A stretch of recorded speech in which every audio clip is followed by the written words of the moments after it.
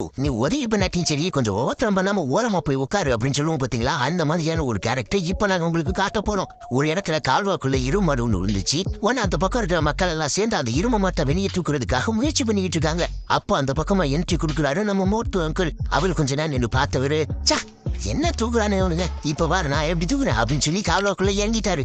அவர் இறங்கின நேரத்துக்கு அந்த இரும்பு மட்டையும் மேல தூக்கிட்டானுங்க. நமக்கு வேலை இல்லாம போச்சு. சரி நம்ம வழக்கம் போல சீரியல் பார்க்கலாம் அப்படின்னு மேல ஏற ட்ரை பண்ணிட்டு ஏற முடியல. ஐயா என்ன யாராவது தூக்கி விழுந்தியா அப்படின்னு சொன்ன உடனே சுத்தி இருக்கிறவங்க அந்த மோட்டு அங்கிளை எப்படி தூக்குறது அப்படின்னு ஆபரேஷன் மோட்டு அப்படின்னு ஒரு பேர் வச்சு அதுதான் பெரிய டிஸ்கஷன் நடத்த ஆரம்பிச்சா. அந்த இரும்பு மட்டை தூக்கிட்டோம், இந்த மலை மாட்டை தூக்குறதுக்கு ஏதாவது ஜேசிபி கொண்டு வரலாமா ட்ரெயின் கொண்டு வரலாமான்னு பேசிட்டு இருக்கானுங்க. ஐயா அந்த லெவலுக்கு எல்லாம் போகாதீங்க, எப்படியாவது தூக்கிடுங்க அவர் கெஞ்சினதுக்கு அப்புறம் ஊரே சேர்ந்து கஷ்டப்பட்டு தேர் இழுக்கிற மாதிரி அந்த பெரிய மனுஷனை இழுத்து வெளியே ஓட்டுக்கிறானுங்க.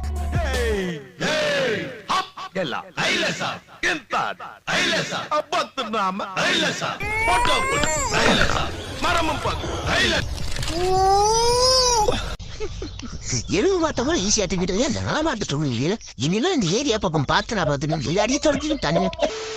அப்புறம் இந்த ஏதாவது ஒரு பொருள் தீப்பிடிச்சிருந்தா நீங்க என்ன பண்ணுவீங்க? ஃபார் எக்ஸாம்பிள் கார் தீப்பிடிச்சிருந்தா நீங்க என்ன பண்ணுவீங்க? தண்ணியை தூக்கி ஊத்துவீங்களா? அப்ப நீங்க வெறும் லிஜெண்டா. கார் எரிஞ்சா தண்ணியை தூக்கி ஊத்துறவே லிஜெண்டு, சேர தூக்கி அடிக்கிறது அல்ட்ரா லிஜெண்டு. இங்க பாத்தீங்களா? ஆனா டேய் உலகத்திலே பெரிய கல்லாலையும் செருப்பாலையும் ஜேனாலையும் அடிச்சவன் நம்ம ஆட்கள் மட்டும் தான் தான்.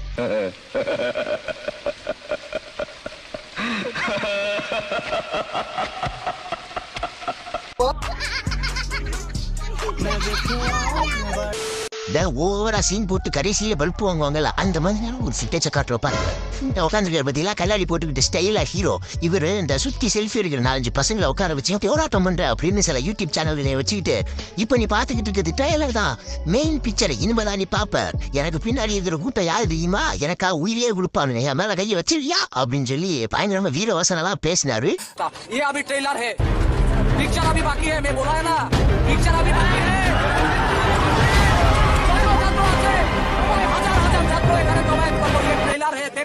A few moments later.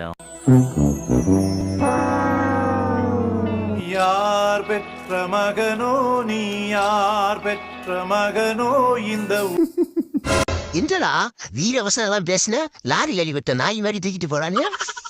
கண்ணாடி அப்ப கூட கண்ணாடியை கலட்ட எதுக்கு?